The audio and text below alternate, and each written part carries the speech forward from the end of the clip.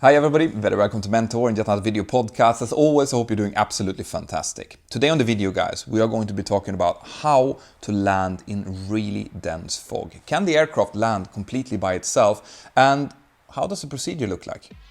Stay tuned. Wind 31016, everyone right, right on. Third one in, 31 right. Delta 260. See you later, dude. This video is brought to you together with Skillshare. Now, Skillshare is an online learning community with tens of thousands of courses in pretty much anything that you can imagine. Now, if you want to, for example, build your own YouTube channel or learn via your flight simulator how to fly an aircraft for your private pilot license, well then, the 501st of you who uses this link here below will get 2 months of premium membership absolutely for free, so check it out.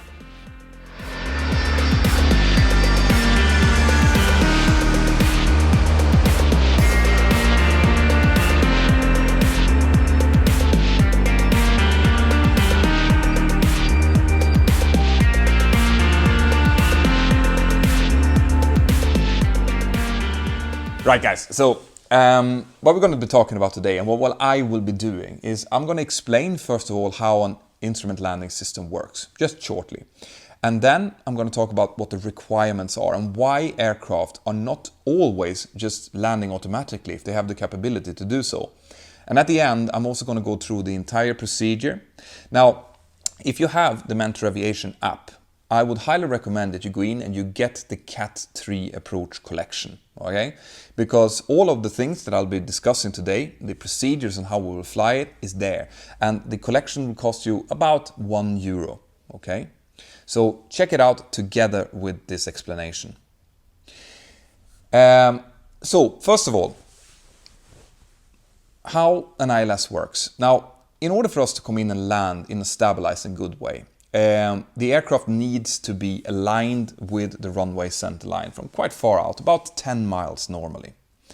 And it also needs to find where it should be altitude-wise to come in and land at the beginning of the runway where it's supposed to. There are different types of approaches. We have something called non-precision approaches, which are basically a little bit more simple navigates that will help us to align ourselves, but not necessarily show us where we should be altitude-wise. We can't use those for autoland. Okay, we need to use a system called an instrument landing system, an ILS.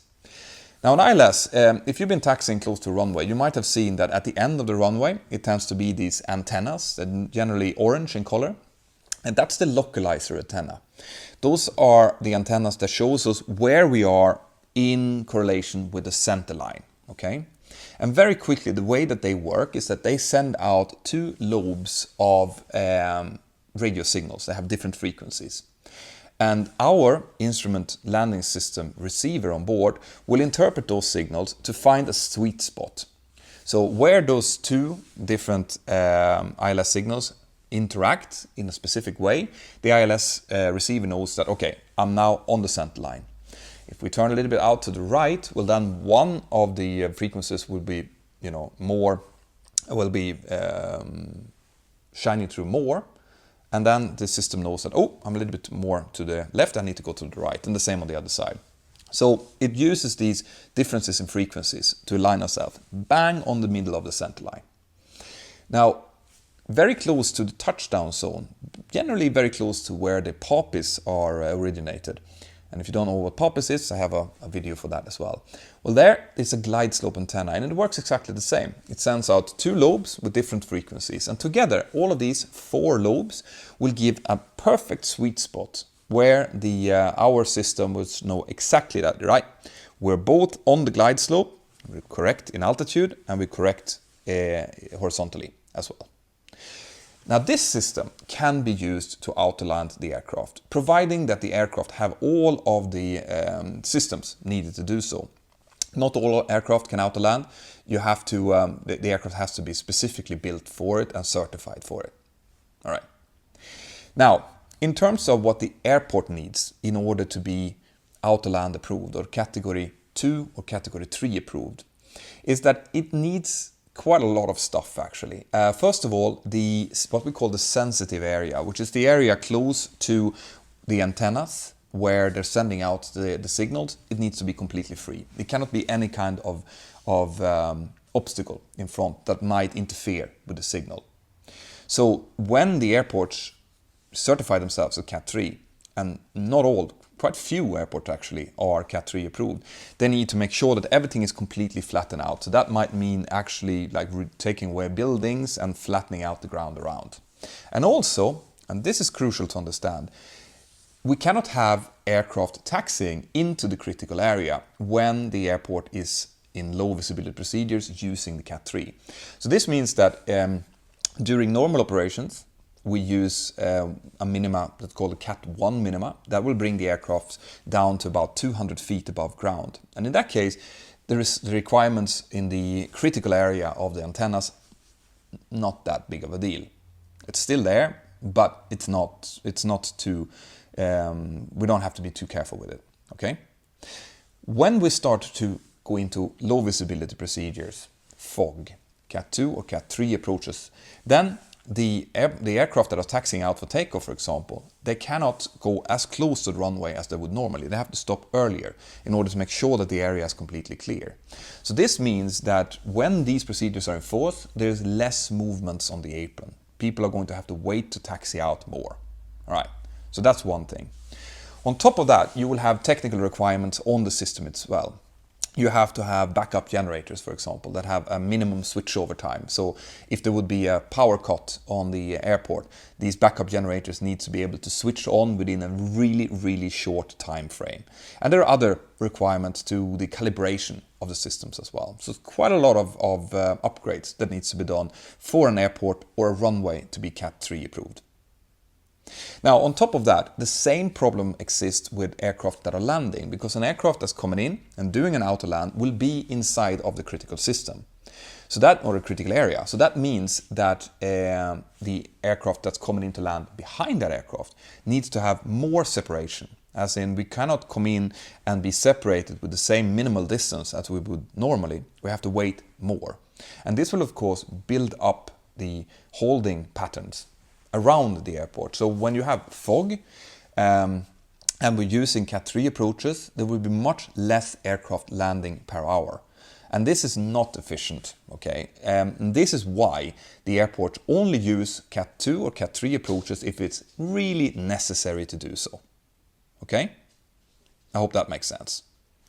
So that's from an airport point of view and from air traffic control point of view. When it comes to the aircraft itself, the aircraft also, like I mentioned before, needs to be certified to be Cat3 approved. It needs to have certain systems. So, for example, we need to have 2 working engines. You can't do a Cat3 approach single engine, not with a 737 at least. It needs to have 2 different hydraulic systems and electrical systems, 2 different inertial reference units, IDARUs, and 2 working autopilots. 2 working independent ILS receivers, and a few other things like windshield wipers and things like that. And the reason for this is that it becomes much more critical that all of these systems are working properly, because we are going to be much closer to the runway before we actually see the runway when we fly a Cat3 approach. So as I mentioned before, if we're flying a normal Category 1 ILS approach, the aircraft will be brought down inside of the cloud down to about 200 feet. At 200 feet, the pilot flying needs to see the runway sufficiently enough in order to make a manual landing. Okay? With a Category 2 ILS approach, we can go down as low as 100 feet of the runway. Now, this is very close to the runway. But at 100 feet, we still need to be able to judge the runway environment. We have to be able to see that, yes, we are in the correct spot. But it is too close to actually disconnect and hand fly it down. So a Cat2 approach is automatically flown. And a Cat3 approach will bring us all the way down to 50 feet radio. 50 feet radio, for those of you who knows how an approach is being constructed, is where the aircraft should be over the threshold. So all approaches are always made, well, almost always made, to have the aircraft passing the threshold at 50 feet. So at 50 feet, you could break clouds or see enough of the runway in order to judge your position. We still need to do that, but of course at 50 feet, we don't have time to disconnect and start doing any kind of maneuvering. So the aircraft will fly itself down and it will land automatically. Okay, before we go into the actual procedures and how to fly it, there's one thing that you need to understand as well. A lot of people are asking me, well, if the aircraft can land by itself, why don't you just do that all the time? Well, as I mentioned before, first of all, it will increase the time it takes, right? It will increase all of the movements on the ground, the separation behind, all of that, okay? But also, the aircraft doesn't land as good as we do, at least most of the time. The aircraft will always start the flare at 50 feet, okay? As it comes in over the threshold, it will initiate the flare and land. But if a normal pilot is flying, we tend to initiate the flare at about between 20 and 30 feet. So this means that the aircraft, if it's doing an auto land, will actually use more runway during the landing. In the case of a flaps 40 auto land, it uses about 140 meters more. And in case of a Cat3 approach auto land flown with flaps 30, it's about 185 meters more. So we tend to be doing a better job than the aircraft does. The only reason we are using the auto land really is because we don't have enough visual references at that late stage of the approach to do anything. We let the aircraft land, we're monitoring the aircraft, and if we see something we don't like, well, then we execute a go-around. Okay? Great. So, once again, we are going to do this. So what about the actual approach procedure then? How is it flown? Well, first of all, before we start to even think about flying a Category 3 approach, there's a couple of things we need to check. For example, is the airport approved down to Cat 3 minimas? And we will see that on our approach plates, and also each company have different airports that are approved to use for Cat 3. So in some cases, even though a runway might be approved down to Cat 3 minima, that has to have been checked out and certified by the company in itself. So we check that the approved list is active, that the approach has Cat 3 minimums. Okay. Second, we check the tech log of the aircraft, because the aircraft might be Cat 3 normally, but if there's any kind of technical faults to the aircraft, some of these faults might render it non-Cat 3. So for example, in our case, a missing auto throttle. We're flying without auto throttle, we can't do a Cat 3 approach. And then the aircraft is not Cat 3, we can't fly it. Also, the pilot. We need to make sure that we are certified. So during our type rating, we will do a specific session to practice Category 3 and Category 2 approaches. That has to be done. And then each 6 months, when we do our recurrent training and checking, we also do low visibility procedure training. And we have to, every 6 months, do at least one actual Cat 3.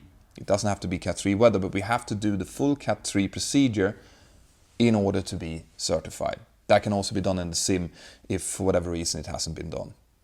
Okay?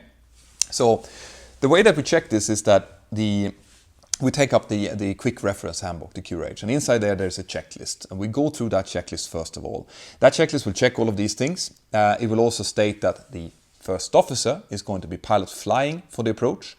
The captain is going to be pilot monitoring, but the captain will be landing. So here you see a bit of a difference from what we normally do.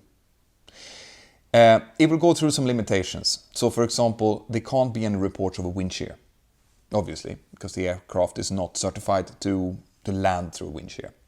There are wind requirements, so we can only do a Cat 3 if the headwind is less than 25 knots, crosswind is less than 20 knots, and tailwind is less than 10 knots. So we verify that towards the weather.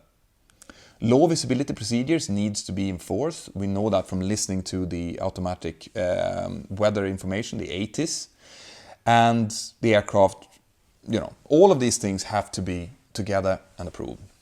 Once we've done that, well, then the first officer, which is going to be pilot flying, will do the approach briefing. And the approach briefing is very similar to a normal ILS approach briefing. But instead of using barometric minimums, which we normally do on a Cat 1, we will switch over the minimum sectors to radio altimeter. Because we're using the radio altimeters to guide us down to the minima, because it's so exact. Okay? So at 50 feet over the runway, the radio altimeter will be measuring that and will give us exactly when we're 50 feet over the runway, which is the threshold. So that will be set to radio. We'll set the minimas down, And then we will also brief a little bit about what's different with this approach. Because since it's very close to a normal Cat1, but not really, it's really important that we brief it so that we don't miss something. One difference is that when we are clear for the approach and we are on an intercept heading towards the runway we're going to land on, then the pilot flying will arm the second autopilot. All right, so we will start by arming approach mode on the mode control panel. And then the pilot flying will call command A and command B. We have to highlight that because if you forget to arm the second autopilot before about 1500 feet, well, it's a little bit lower than that actually, but if it's been forgotten, then at some point during the approach, you will not be able to engage it anymore and you can't fly the Cat3 approach and you have to go around. So intercept heading, clear for the approach mode is armed, command A and B. Right, now both autopilots is there, but they won't be flying the aircraft yet. So the autopilot who was in command first will continue to fly the approach down to about 1400 feet. And around there, it's going to switch from single channel to both channels being engaged. Okay? So come on. This is something that we have to verify is happening as well. Now, after that, obviously we're taking flaps 1, flaps 5 as normal.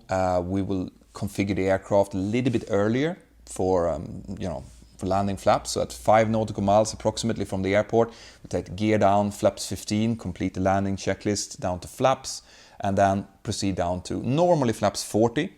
Could be doing flaps 30 as well, but generally it's flaps 40 landing. And the reason we want flaps 40 landing is because you have a slightly lower nose attitude with flaps 40. With flap 40 you have approximately 0 pitch up and down. With flaps 30 you have about 1 degree pitch up. And the problem with that is that the visibility is so low in this foggy conditions that the cockpit cutoff angle, as we talk about, as in the way that the nose is in the way of our visibility, might actually be the difference of us seeing enough at minimums or going around. So with flaps 40, nose is slightly lower, we see slightly better. Same with crosswind. Crosswind from the right, for example, will have the aircraft heading with the nose towards the right to keep a crab angle to land, and that will actually help the captain, who's the one who has to see the runway more. All right, because the nose is now out of the way, you can see the approach lights a bit more. But on the other hand, crosswind from the left is going to have the opposite. So these, we're talking tiny little differences here, but they will be really, really important at the end. Okay. So now we continue to fly, we pass 5 miles, we've configured, we take down to flaps 40. We need to have the aircraft stabilized at a minimum of 1,000 feet over the runway. So stabilized means that the aircraft is completely configured for landing, the thrust has come up to the value that we need to have, and everything looks good, checklists are complete. All right? Continue to fly. At 500 feet, we have to verify that the aircraft is ready to do the auto land. So at 500 feet, now not based on barometric pressure, but on radio altimeter, the captain, I, will call 500 feet radio, and then I will check the flight mode annunciator on my primary flight display and call flare arm, because you will see a little white flare annunciator there. Okay? That's important because that will tell me that the aircraft is indeed ready to do an auto land. On a Cat1 ILS approach, a single channel ILS approach, that will not happen. So I'll call 500 feet radio, flare arm. The first officer will respond by checking the radio altimeter on his or her side, saying passing 460 feet radio, flare arm, or whatever they see. After that, at about 400 feet, you'll see something that you won't see on a single channel ILS, which is that the trim is starting to move backwards. It's starting to move the aircraft to be nose light. Okay? You see that happening, and you see the yoke going forward to counteract that. Now, the reason this is happening is 3. Okay? First of all, if something happens, if the autopilot would disconnect, for example, the aircraft is now set to pitch up to make sure that it doesn't pitch down, for example, because we're too close to the ground. The second thing is to help it during the flare, to actually execute the flare. And the third thing is to help it during the go-around, right? So it has to have back trim in. The autopilot on the 737 is using a so-called fail-passive system. So I haven't told you why we have two autopilots flying it, but the reason for it is that both those autopilots are completely separated from each other. They're using its own ILS receiver and its own flight control computer to tell the aircraft what to do, right? The aircraft is flying down using both of these inputs. And if one of those inputs would suddenly say, listen, turn right now. The other one is saying, no, continue straight ahead. The autopilot and the aircraft doesn't really know what to do with that. So in a fail-passive system, what will happen is that the autopilot channel that gives the least input will be the one governing. So it will just continue with the one who's saying go straight ahead, but it will then disconnect everything because it doesn't know which one of them are actually right. And so it's fail-passive, it disconnects, and obviously at the point it disconnects, we have to execute a go-around because we can't do an auto-land anymore. But this is why you're using two autopilots. And this is why also that you have that back trim. In case that happens at low altitude, the aircraft will initially pitch up to get away from the ground. Okay? But what this also means is that once this trim back happens, if you then have a failure of some sort and it does disconnect, the pilot flying have to execute the go-around and has to remember that all of this back trim is in because the aircraft is going to want to pitch up, especially if you then add engine thrust. Remember that the engines are mounted under the wings, and when you put thrust on, they are going to want to raise the nose as well, and you might get too much pitch up. So if there is a failure after that point, the pilot flying, who's going to be the first officer in most cases, will have to remember to push forward, trim forward in order to get the aircraft from pitching too much. Okay? So now we're below 400 feet. We're really close to the ground. Okay? This is where it starts getting critical, that we know our stuff. The captain will be sitting a little bit higher than I would normally in order to avoid that cockpit cutoff angle that I was talking about before. And I'll be looking for visual cues. Now I can call anything that I see. So if the fog has lifted slightly and I see approach lights, I can call that. That will relax the first officer a little bit. So I say approach lights. If I don't see anything, I'm quiet and I'm looking out. At minimums, there needs to be a really clear call. Either continue, in which case I have seen enough, I see enough of the runway, which might be just 3 lights ahead of me or something like that, but I know that I'm in the right place. If I call continue, I will remove the hand from the thrust lever because the first officer is sitting thinking go around, right? That's their job. They need to think, I'm going to go around. Okay, they're the go around man or woman. I am concentrating on landing. So I'll say continue, I'll take the controls, just monitoring it because the aircraft is landing by itself, remember. Let the main gear touch down, reverses, nose gear touch down, disconnect autopilot and auto throttle, use the rudder pedals to keep the aircraft going straight down the center line. Okay, so this is me taking controls at minimums. Now if I get down to minimums and I don't see anything, I will call go around. The aircraft is set up for that, the first officer is ready for that. So he or she will just press the toga button, say go around, flap 15, set go around thrust. Okay, aircraft will pitch up and fly the missed approach automatically. So this is a difference between Cat 1 as well, because if we do a Cat 1, when we press toga, that disengages the autopilot. In a Cat 3 or a Cat 2, with dual channel involved, the aircraft will fly the missed approach pitch-wise and lateral-wise itself. So that way, the first officer will just continue, retract the flaps on schedule, so 400 feet, select a roll mode, LNAV for example, the missed approach would have been briefed in the approach briefing, flaps 5, flaps 1, flaps up according to the speed schedule, and when the aircraft is reaching the missed approach altitude, when it goes into altitude acquire, it will then revert from dual channel to single channel, and we're back to single channel flying again. Okay? So that's how the actual procedure is flown, and it has to be flown very accurately because you're really close to the ground. You're so close that sometimes, if we don't see enough at minimums, the aircraft and the first officer is just a little bit late with executing the go-around, the aircraft might actually touch down as part of the go-around. That's perfectly okay. Right? If you've initiated the go-around maneuver and you haven't selected the reverses, the aircraft can touch down and then continue with the missed approach. That's fine. Just be careful not to be afraid of it and start pulling, because that might actually disconnect the autopilot, and then you have a problem because then you have all of that back pressure back trim that we were talking about. So do a nice, slow but accurate go around, and that's it. Now, if you want to see how this is actually done, like I mentioned before in the video, get the Mentour Aviation app. It's completely free to download, okay? Inside of the app, you will have a chat, which is going to get much, much better within the next few months, all right? The next few weeks, actually. You have loads of different collections and stuff that I've done, but you can also see my training collections, all right? The training collections does cost a little bit of money. That's how I finance actually building the app. But like this Cat3 collection will cost you $1 or €1.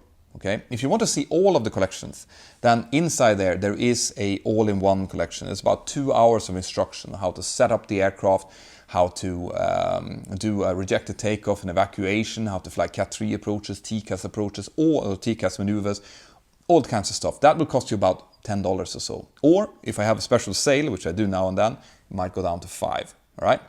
But you can get that, and in those collections are filmed at the moment in 360. That will change in the future because I'm creating new material as we speak now. More stuff will come, but it will be in wide angle and much more detailed. Okay? But get that, and then you can follow through. You can listen to this video, and then you can see how it's actually done, and it will make much more sense. Okay? Do that. Now, I want to send a huge thank you to the sponsors of this episode, which is Skillshare. Now, if you have something that you're thinking about doing, maybe it is starting your own YouTube channel, or maybe you want to improve on your Instagram pictures, or you want to learn how to fly or how to prepare for your private pilot license using your home simulator. Well, in that case, I highly recommend you to use this link here below. The 501st of you who does so will get 2 months of premium membership of Skillshare absolutely for free. So you can go in and you can try out all of these courses and see what it's all about. Highly recommend you to do so, okay? Have an absolutely fantastic day, and I'll see you next time. Bye-bye.